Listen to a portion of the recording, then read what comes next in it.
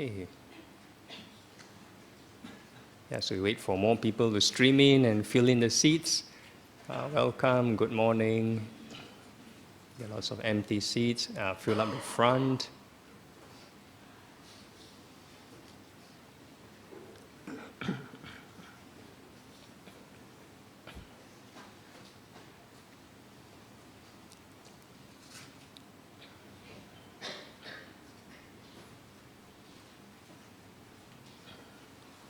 A lot of people sick because Singapore experienced this mini winter season. So I also got sick.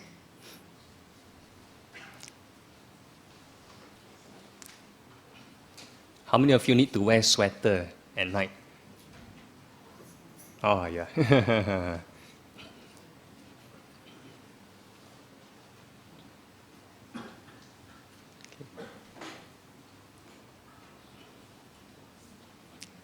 Can you help me to get the water from the room?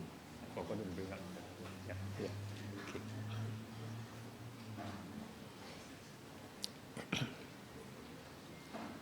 Okay, so everyone is more or less settled down.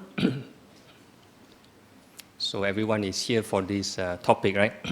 How can we improve our practice in 2020? I didn't come up with this topic. The organizer invited me. Sister Hui Kim, is she here? No, not here. Okay, so the one invited me not here. So, okay. All right. So they came up with this topic. Hopefully, you are interested in Buddhism. Normally, is we base on supply and demand, right? So when somebody is curious to know, then they ask the monk. Then when we give the answer, they're more effective, right? So if there's no demand from the crowd, and I'm not interested in this topic, then then it's like a bit defeated, defeat the purpose. Okay, sadhu. Okay, so now we carry on, right? How to improve the practice. By the way, just to see a show of hands, how many of you do you consider yourself to be Buddhists? Oh, so many non-Buddhists here. Are you here for the right talk? Okay, how many of you think you are Theravada Buddhist? Consider yourself to be Theravada Buddhist. Okay, we have some. Okay, consider yourself to be Mahayana Buddhist. Okay, we have a few. How about Vajrayana Buddhist? Tibetan Buddhist? No. Other forms of Buddhism like Japanese Buddhism? No? Okay. Okay, no worries. We try to be very general, yeah? So there are many kinds of practices. Okay, out of those who raise their hands, how many of you do take up certain kind of practice and do it like consistently? Okay, all right. So I think we reached to the right audience. So if a lot of people never raise their hands, this is the right talk for you. So hopefully it will motivate you to kind of practice more, right? So you hit the objective, improve your practice in 2020. Okay, so I'm just going to go through what are different kind of common Buddhist practices. So the first one is called this thing called dana. Anybody know what is dana? Yeah? What is dana? Yes, giving, correct. Dana, generosity, giving. So we practice charity, giving. So many religions teach this, to be generous. Even non-religious people, they also practice this generosity, right? So traditionally, what do a lay person, like yourself, what do you normally give? Money, okay. What else? Food, time, okay. What else? Okay, I'm just going to show all the answers anyway. Okay. Food, robes, yeah. Lodgings. medicine, money, volunteer time. Okay, yeah. Then the highest one is Dhamma and others. Yeah, so some people may volunteer, maybe to be an exco of these, to help to run certain activities. That's also volunteering. So in the Buddha's time, is mainly these four things. Yeah. Cannot see the mouse. Interesting. Okay, so the first four: food, robes, lodging, medicine. So these are the common, we call it the essential requisites of the Sangha, of the monastic, be it monks or nuns. Yeah. So these are the essential items for survival. So normally people give in kind, but then sometimes out of convenience, even in the Buddha's time, if let's say certain layperson, they are too hurried, no time to buy food, no time to buy all these things for the monks. They can actually give gold and silver, give money. But then the monk, we have to assign we said a kapiya, that means assign another lay attendant to receive the money. That means the monk personally try not to touch the money lah. Yeah, try not to touch. But nowadays, some monks are no attendant, no attendant.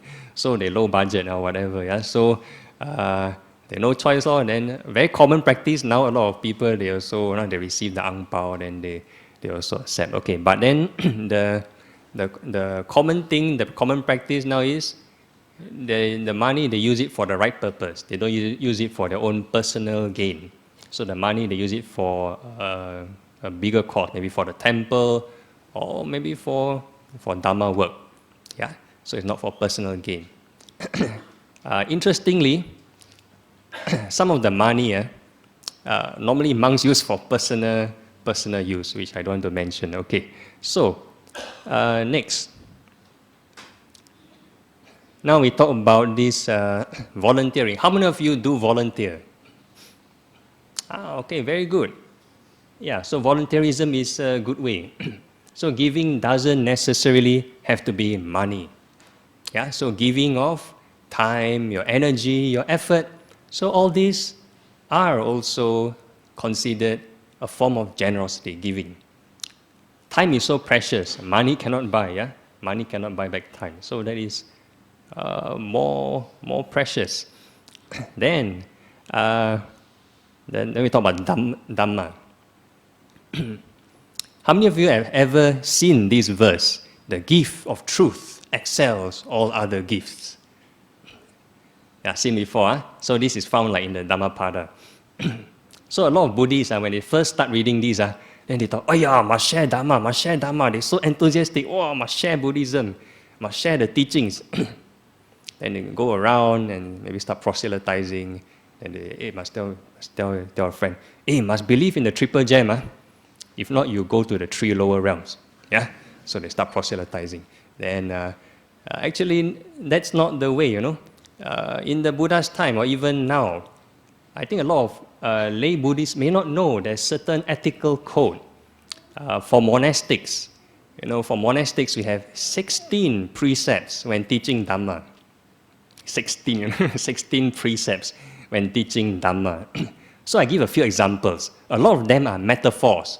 For example, if a person is holding a walking stick, you cannot teach them Dhamma.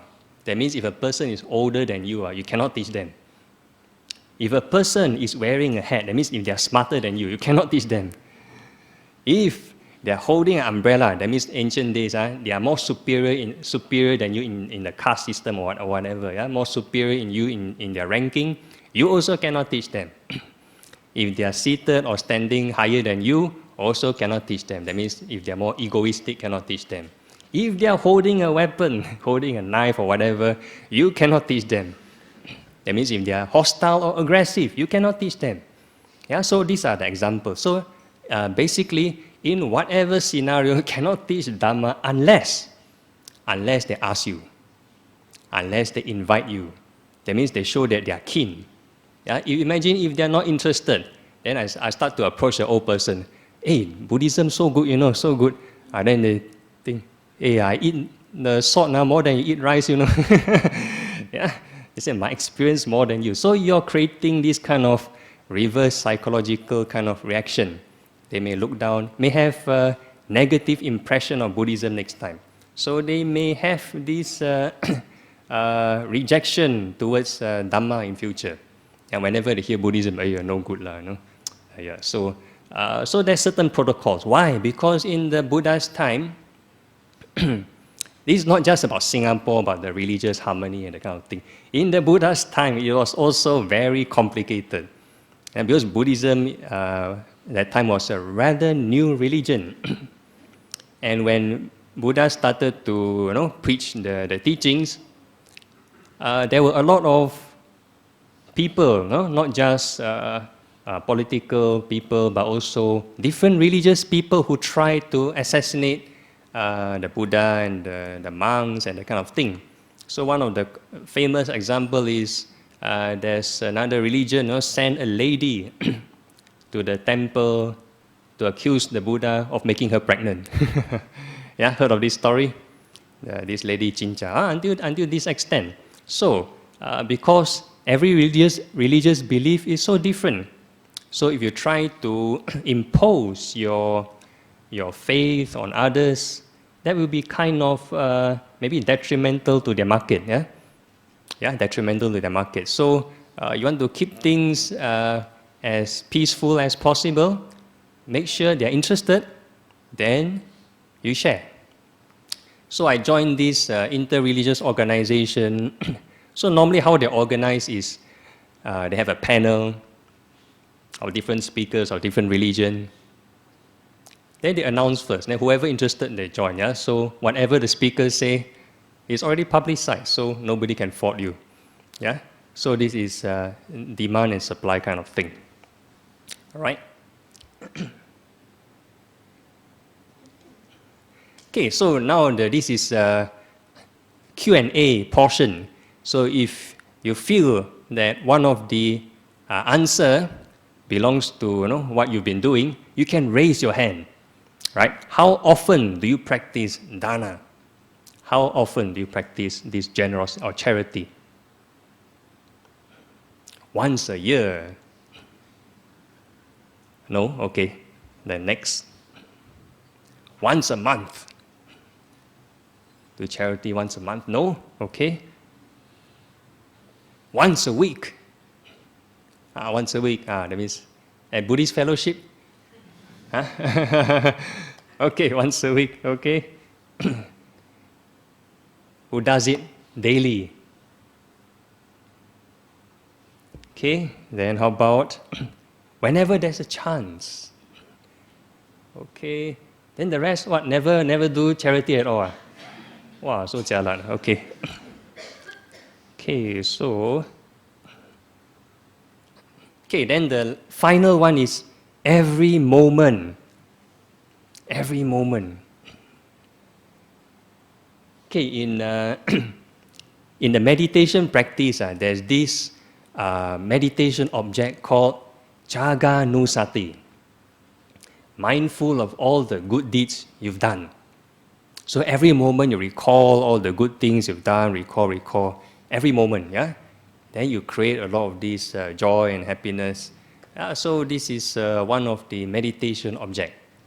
Yeah? So if let's say you perform very good charity before, you've done something you're very proud of, very happy, very joyful, then you keep recollecting, then this one is you're creating, multiplying the good karma, yeah? Many fold.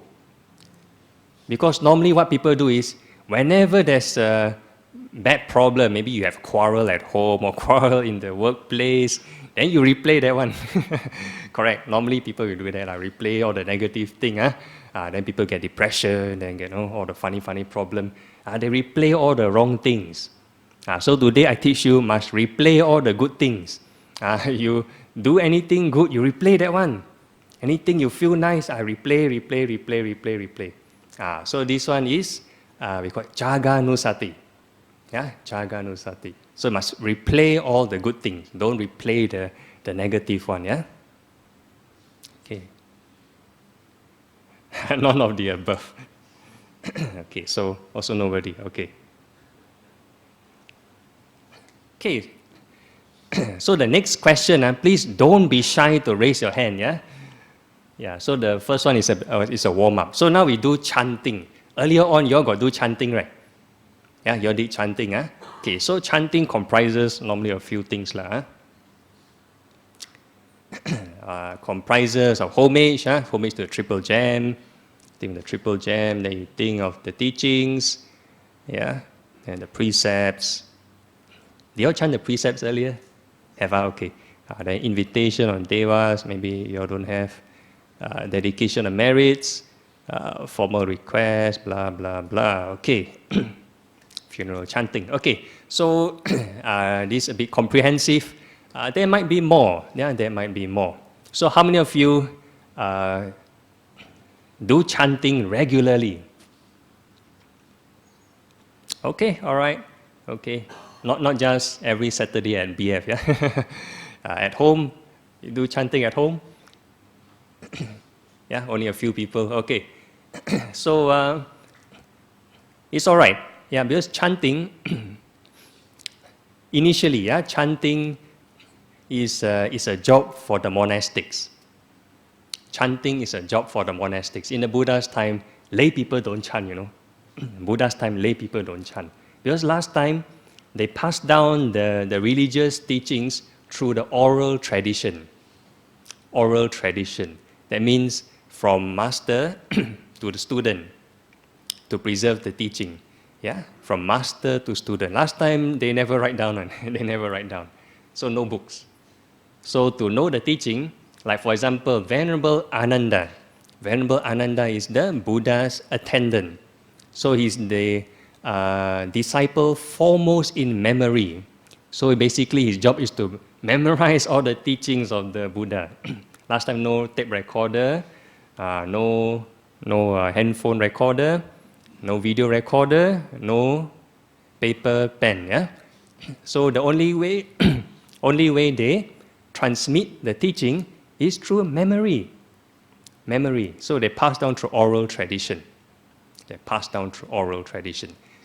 So interestingly, in the Buddha's time, one of the monastic rules is not to let the lay person recite after the monks.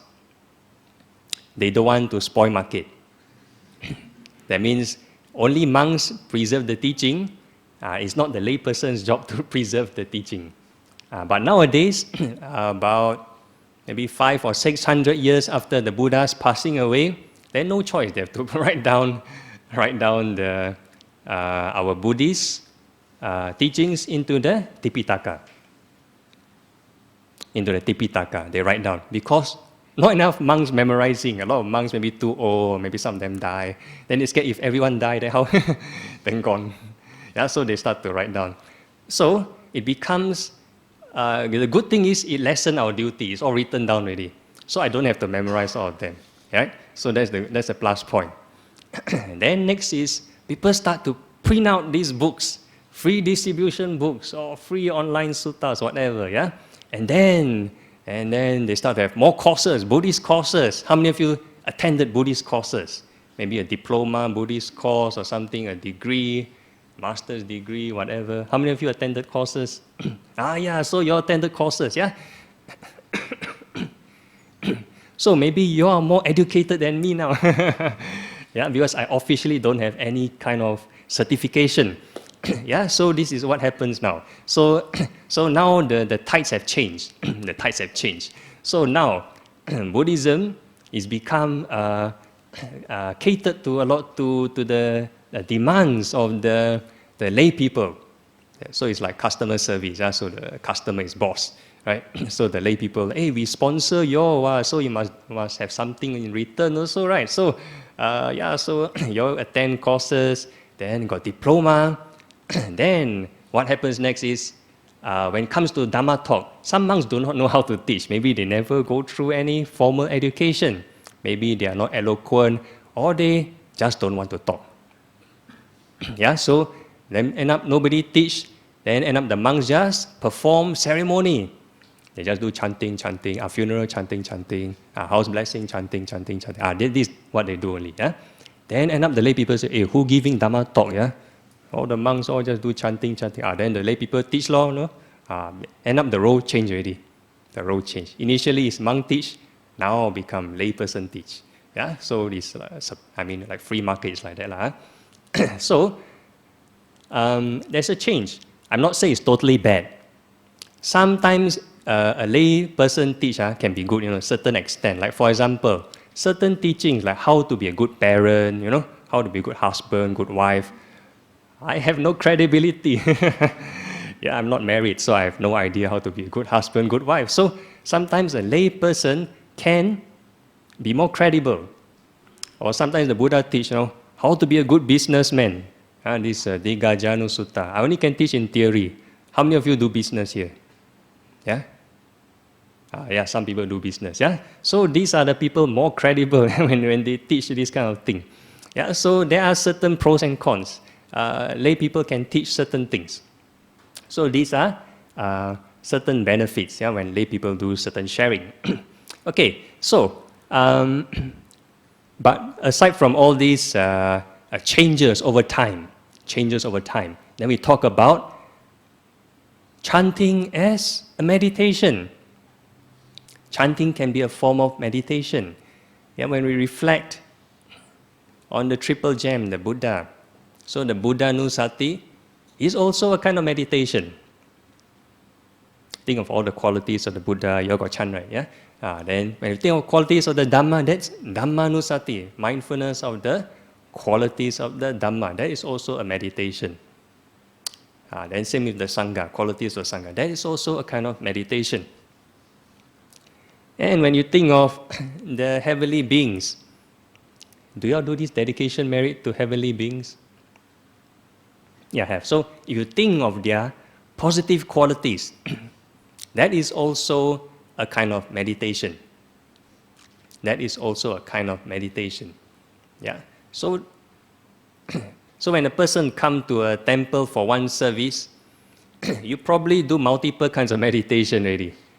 But you just do for a while only, then afterwards then you go back home. Then you forget, yeah? Okay, so never mind. So we move on to the next one. Okay, so for the same thing, this thing, you can actually practice every moment. Practice every moment. In the Theravada, let's say the Thai tradition, instead of chanting the Itipiso, Bhagava, Arahang, Sammasambuddho, right? Then we play cheat lah, people lazy, then they just chant one word. Just chant Buddho. Yeah, Thai tradition, just Buddho, Buddho, Buddho, Buddho, Buddho, Buddho. Just one word, 2 syllable. So it's like a 2 syllable mantra. So simple. Maybe Mahayana, they have more mantra. Yeah, I mean, chant Amitofo, they have the Kuan Yin. So whatever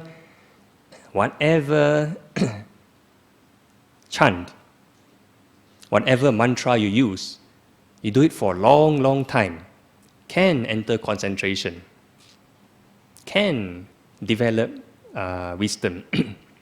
So the problem now, in the modern Buddhist community, I don't want to talk about other traditions, the Theravada community, there's a lot of these post-canonical ideology. Post-canonical ideology. That means it doesn't come from the Tipitaka, doesn't come from the 3 baskets of Buddhism scripture. So a lot of these steps, they will influence you, these authors, they write this meditation manual, then they tell you, chanting the Buddha's name cannot lead to concentration, only can lead you to maybe some excess concentration, cannot lead you anywhere. So a lot of proponents for this post-canonical ideology, they look down a lot of meditation object as second-hand kind of practice. Whereas originally, very different. Yeah, a lot of these meditation objects from the suttas can say, the Buddha say can reach enlightenment one. Then end up these authors say, cannot reach enlightenment. Until like that. But people rather use the post-canonical scripture as reference. Yeah, people use the post-canonical scripture as reference. So a lot of people cannot improve because they follow this one. Yeah. There's a reason probably why like that. Because when the person, let's say when the authors first write this post-canonical scripture, it's so user-friendly, maybe one hand, the size of one palm only. Yeah? It can be quite thick. But those days, it's like a free distribution Dhamma book. The only other comparison would be the Tipitaka, which is the volume of 7 adult elephants high. So which book would you want to read? The 7 adult elephant high Tipitaka or this post-canonical reference book? Yeah?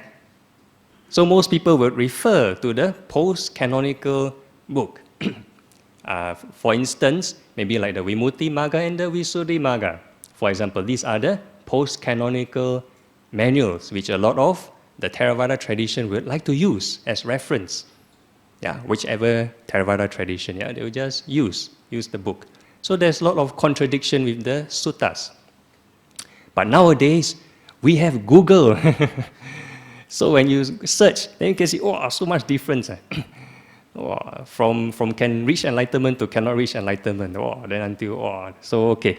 So a lot of monks nowadays, they want to go back to the original source, go and study the suttas,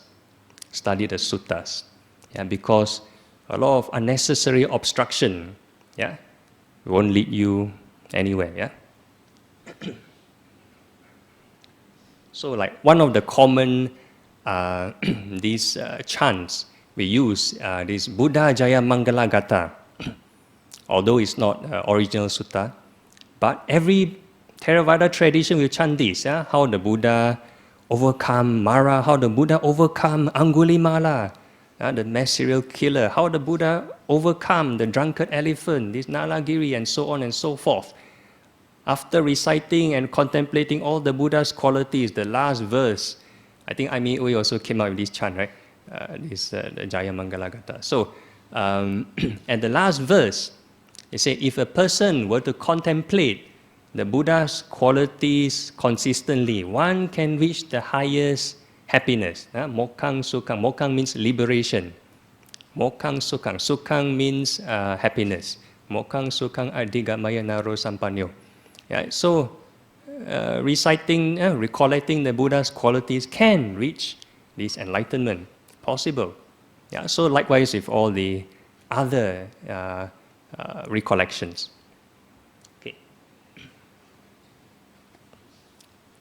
Okay, so next we talk about sila. Sila, right? Sila means what? Anybody know?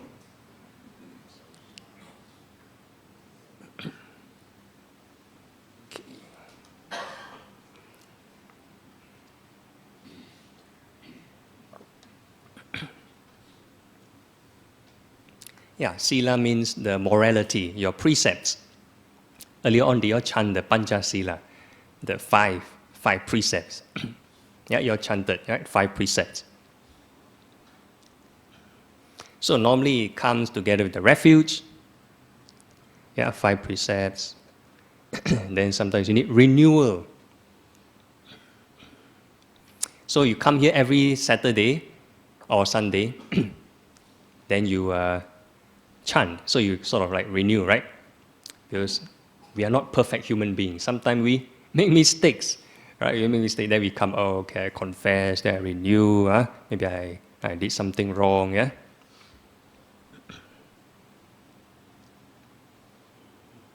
Okay, then the next level for a lay person is the 8 precepts. How many of you, let's say, are on 8 precepts now? No, okay. Have ever taken 8 precepts before? Okay, not bad. So you go for retreat, then you take these 8 precepts, right? Yeah. Then we have the 10 precepts and beyond, right? How many of you ever tried, let's say, the short-term monkhood or something? No, never? Okay.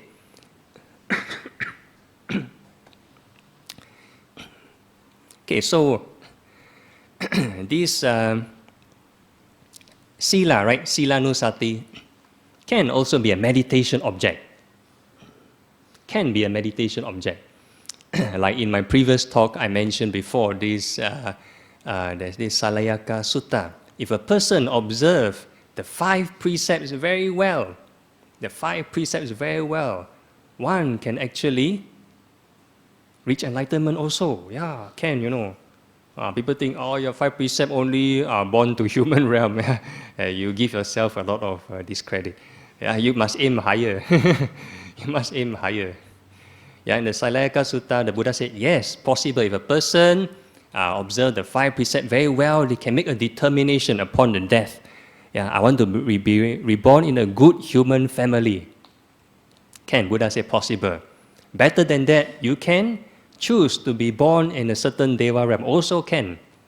Better than that, you can even aim for liberation. Yeah, can reach enlightenment, yeah, this precept. But then you think so easy. So what is, how to practice this thing? Yeah, in our monastic code, we have this interesting thing. We call this thing called the dukkata offense, minor offenses. Let's say if I want to steal something, let's say I see this thing like very nice, I want to steal, for example. Let's say it's very far away. I have the intention to steal. Then every step I walk towards it, every step is one offense. One step, one offense, one step. So this is how detailed, how minute is the observation of the precepts. Yeah. So the monks, every 2 weeks we have to do confession. 2 weeks, a general confession in the Thai tradition. Yeah.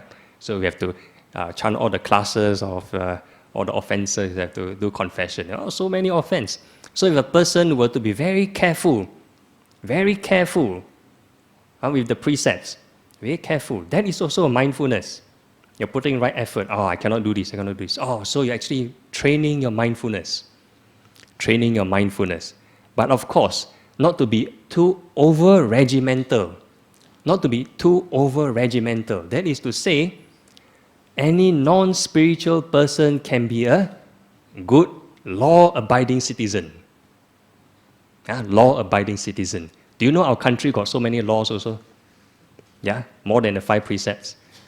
Yeah, more than 5 precepts got so many laws. Yeah, so if you want to be a totally don't want to break the precept, then you just don't do anything just sit at home, just sleep. Yeah, that's not the purpose also. Yeah. So let's say you have a coma patient in hospital. Yeah, they're on the oxygen tank.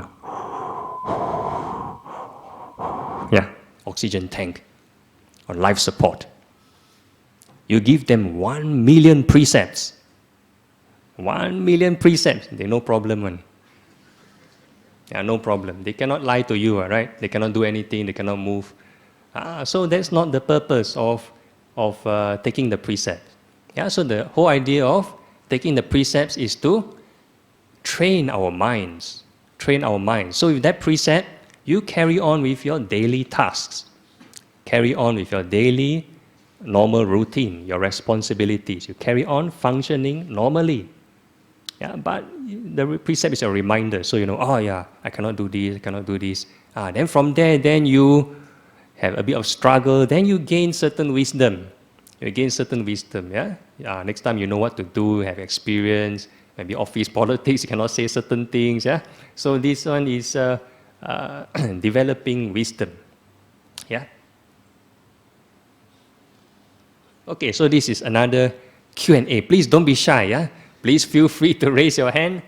How often do you recollect this triple gem? Maybe after my explanation, maybe your answer may change. Yeah. Okay, once a year. Maybe Vesak Day you come. Then yes, I believe in the triple gem. Yeah. Once a year, no? Nobody? Okay. Once a month. Maybe full moon, yeah? Full moon, then take vegetarian, then I believe in the Buddha, yeah? No? Don't have? Okay. Once a week. Once a week, okay. That means when you come to BF, right? Then you think of the triple gem. every day. Okay, a bit more hardcore one, huh? Okay. Whenever you step into a temple, or you never go temple visit one, okay lah. Every moment. Should aspire for every moment. Okay, so if my talk were to be successful, that means please attempt this. Please attempt this. Do some form of moment to moment positive recollection. Can be a good thoughts, can be a mantra, can be whatever. Yeah. None of the above. Never. Okay, all right. So maybe still shy. Yeah. Okay, so now the next one we're going to talk about bhavana. Bhavana means mental cultivation. Very good, like meditation, mental cultivation. This is a Pali word, bhavana. Okay, so we have lots of people different meditating. Okay, so we talk about duration, right? So we want to see how long you can meditate. Venue.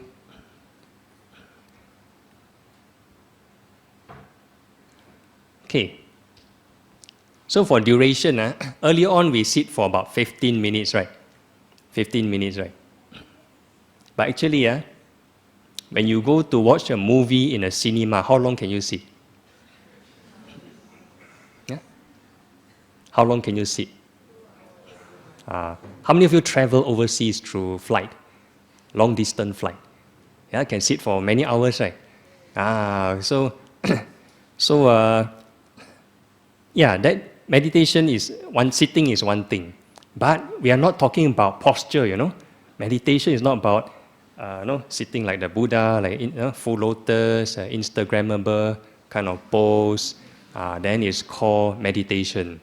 No, not like that. So earlier on, I give many examples already. When you do chanting, there is also a kind of mental cultivation.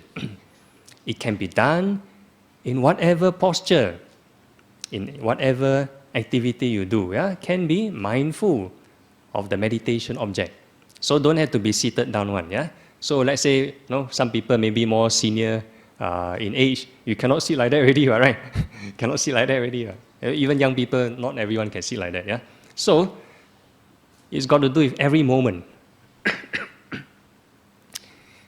In the Buddha's time, there were many case studies of the disciples of the Buddha.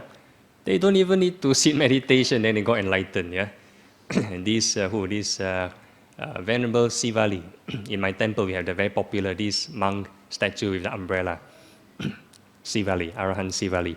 So he got enlightened through shaving his head before his ordination.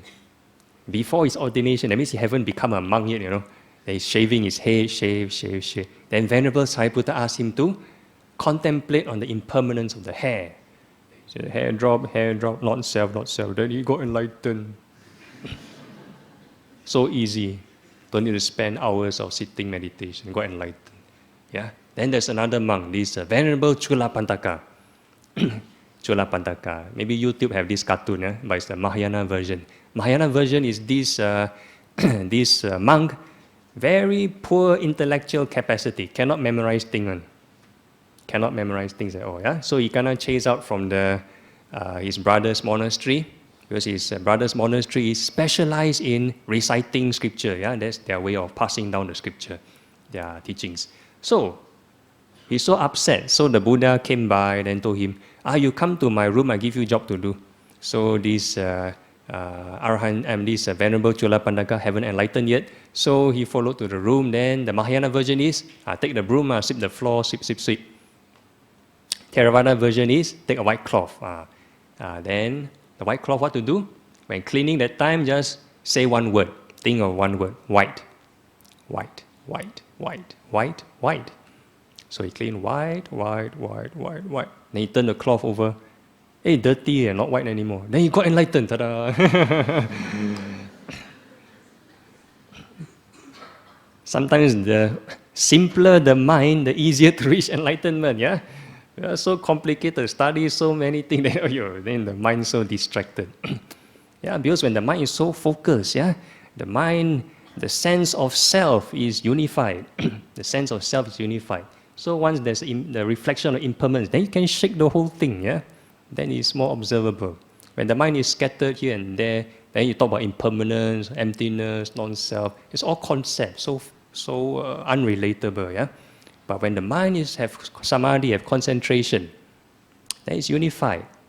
Then when you think of this deeper philosophy, yeah, this impermanent, oh, then it can shake you, can really shake you to the core, yeah?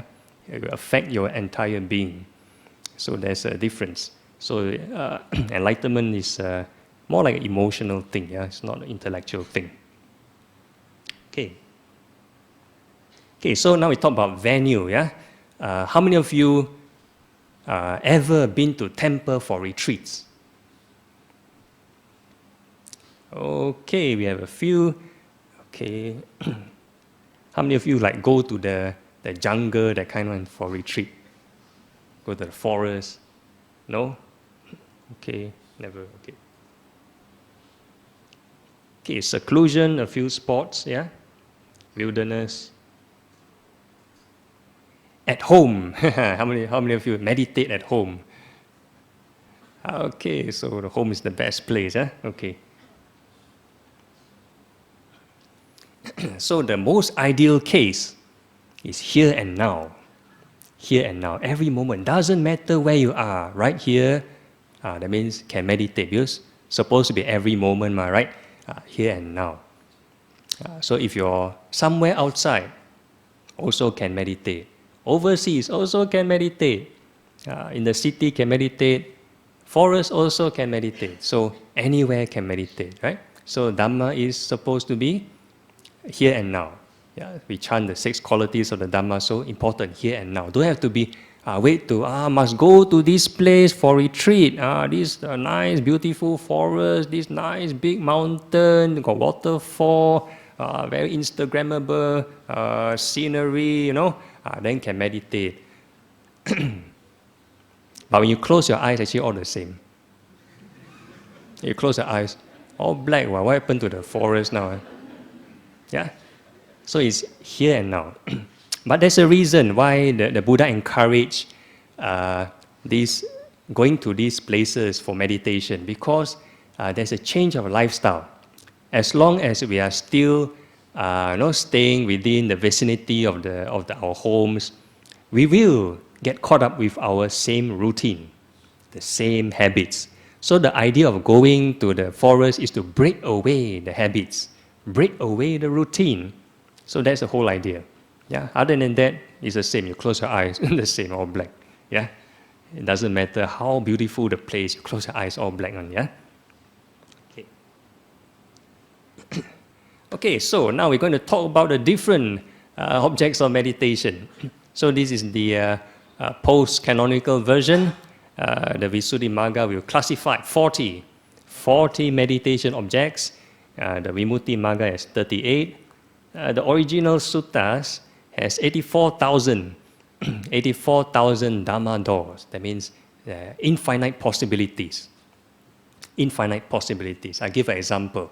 In the not mentioned here is this thing called the golden flower. How many of you heard of a story of using golden flower to meditate on? Never. Maybe Zen have, Zen tradition. Okay, but in Theravada tradition, we have this story of a certain monk. A certain monk, he approached, he's a new monk, so he approached Venerable Sariputta, the wisest disciple of the Buddha, for meditation instruction. So Venerable Sariputta told this new monk, you must think of the human biology and anatomy, these impurities of the body meditation. So okay, he meditate, no improvement. So he asked again, then same thing. Then he tried, no improvement. So this time he went to see the Buddha. So the Buddha, I tried these impurities of the body. No improvement. How? So the Buddha able to see this monk's past life.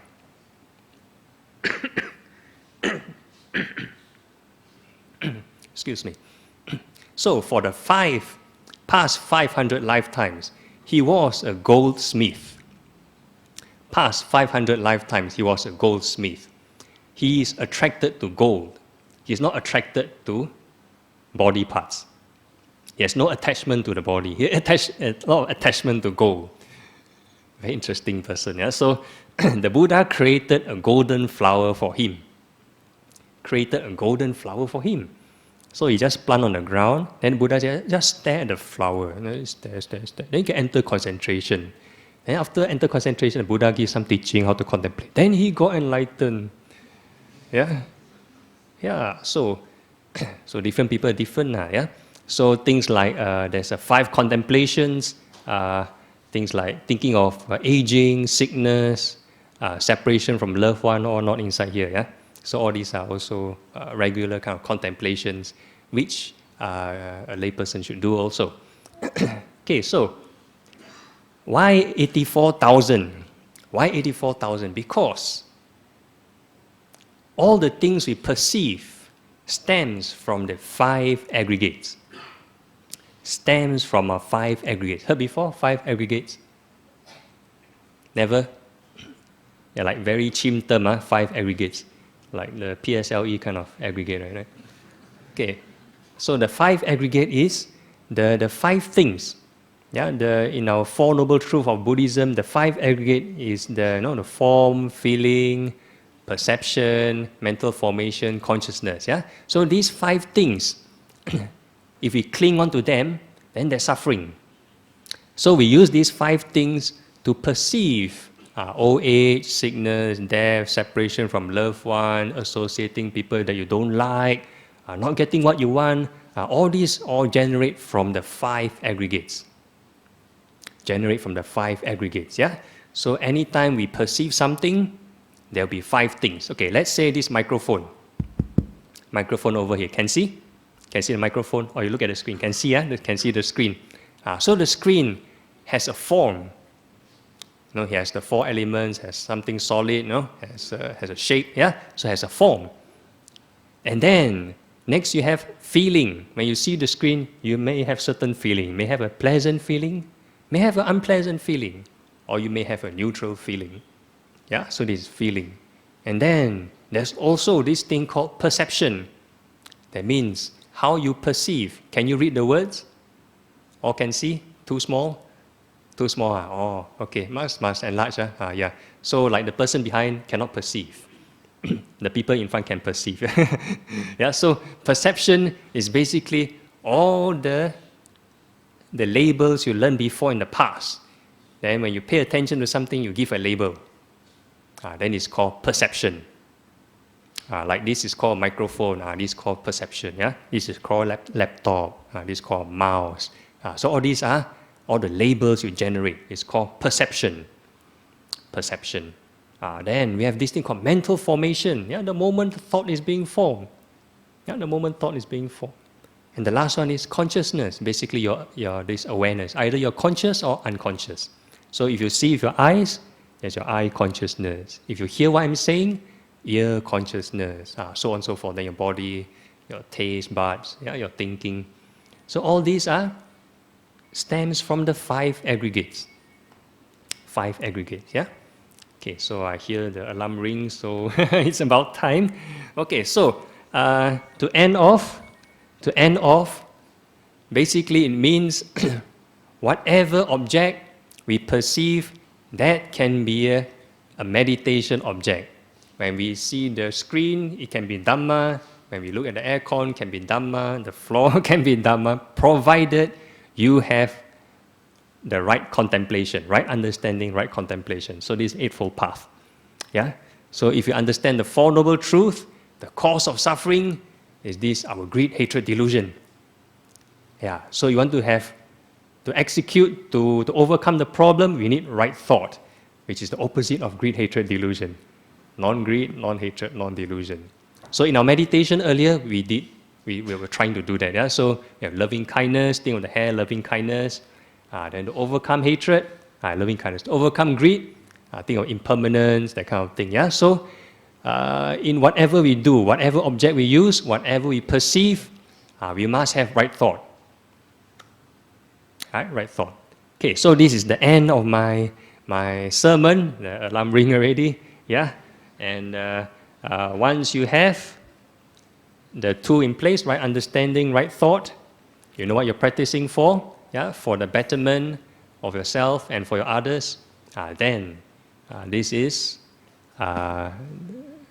true practice for hopefully for next year. Okay, so that's all. Thank you. Sadhu. Right. Sadhu, sadhu, sadhu. Okay. Right. So it's time for Q&A session. If you have any question, you can raise up your hand.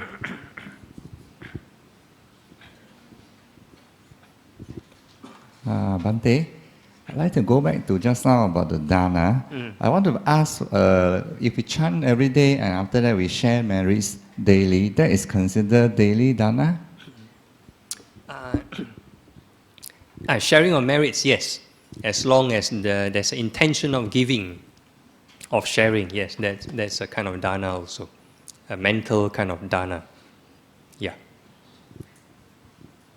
Okay, any other questions?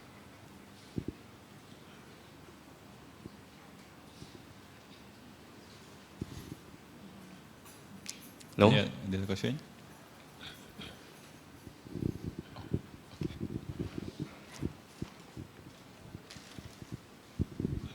Bhante, thank you for yes. the sharing. Mm. Okay, you mentioned earlier that in Buddha's time, right, we're not supposed to preach about Buddhism to someone older. Then what about the practice now? Do you also will not share Okay. Buddhism? Because I personally find that it's good to share, but of course you have to see whether the person is interested or not. So could Buddhism be more active now compared to previously? Yeah. Okay. Like why I'm here for a talk today, because one of the organizers invited me here. Yeah. So because there's a request, so I accepted. Right. I cannot just suka-suka. Imagine there's a suka-suka, there's another monk or some other teacher, they storm in and they want to teach. It's a bit weird, right? It's a bit impolite also, so not appropriate. So there must be a demand, there's a request, and then somebody have to accept the invitation, and then there you have, there's a talk. So you want to talk about on the ground kind of scenario? Yes, on the ground scenario, you want to share with your friends. Yeah, if they're curious, you can share, no problem. So, but the best is lead by example. If you are very upright, you're very have this integrity, very righteous, then people, when they are ready, then they will ask you. When their state of mind is ready, they will approach you. So yesterday I have this interesting. I attended this Buddhist youth forum. The youth were discussing how to recruit more youth and that kind of thing. Do you face this problem recruiting youth? Yeah, everywhere have, because their mind not ready yet. They only want to play first. Every school, those polytechnic or university with Buddhist society, they always say, recruitment problem. Of course, recruitment problem. They have one CCA booth, a Buddhist society. Then all the 50 other booth, all entertainment one. Tennis, badminton, adventure club, all this. You think who want to sign up at your booth, yeah? Yeah, so this is the issue now. Yeah, so they need some spiritual kind of maturity. Spiritual maturity. They want to understand any higher purpose in life. No? Any other forms of happiness that is beyond sensual happiness. Then they will want to seek and learn more. Yes. Perhaps one more last question.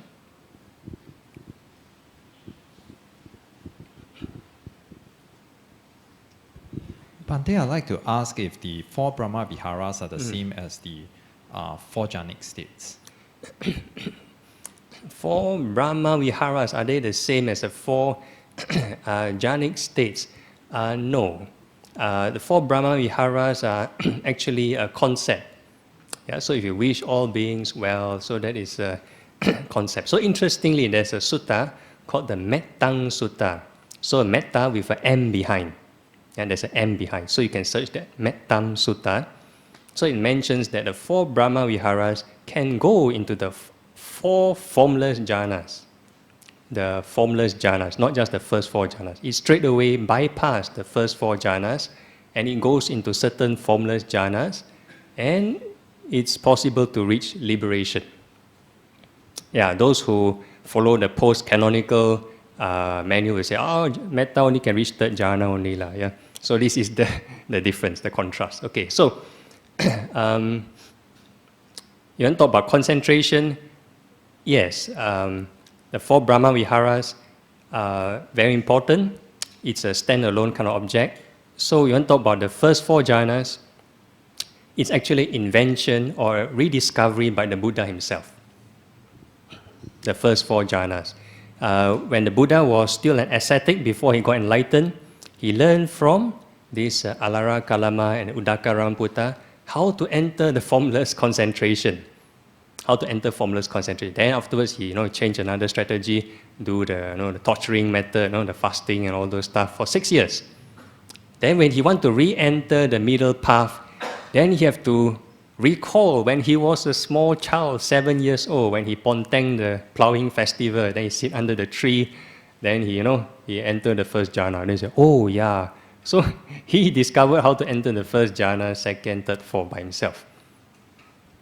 So if you want to meditate on the 4 Brahma Viharas, right, do we just think about just think 4 Brahma Viharas, or do we need to go through one by one, like metta? You go through one by one first. May all beings be well and happy. So you just do the metta first. Yeah. Then once you're able to contemplate on impermanence, then you see the suffering, then you wish may all beings be free from suffering. Like that. Yeah. So you do one by one. Then whatever there's up and down, so whenever there's people gain something, you wish all beings may not lose what they have achieved. Thank you. Yeah, like that. Yeah. Okay. Okay, one last question.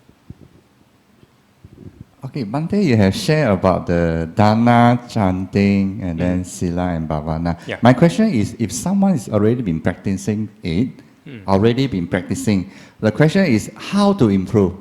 Any advice from you, Bhante? How do I what? Improve. Or improve.